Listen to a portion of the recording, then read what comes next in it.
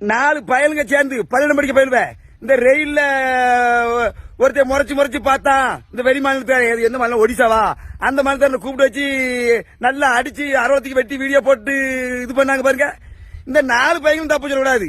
இந்த 4 பையனும் பெத்த தாயும் தோப்பனையும் தூக்கி கொண்டு உள்ள வச்சு இந்த பையனோட எதுக்க உட்கார வச்சு லாட கட்டணும் தாயும் தோப்பனையும்.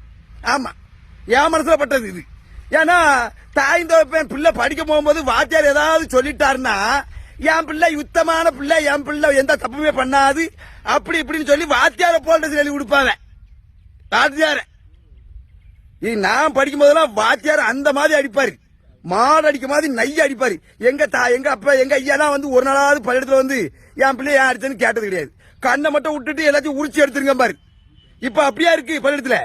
வாத்தியாருக்கு பிள்ளைய பயப்பட்ட காலம் போய் பிள்ளைகளுக்கு வாத்தியார் பயப்பட வேண்டிய காலம் ஆகி போச்சு. இதுக்கு காரணம் யாரு? பெத்தவிய. பிள்ளை எங்க போகுது யாது போகுதுன்னு பெத்தவிய பாக்கணும். என்னைக்கு பாக்கிய?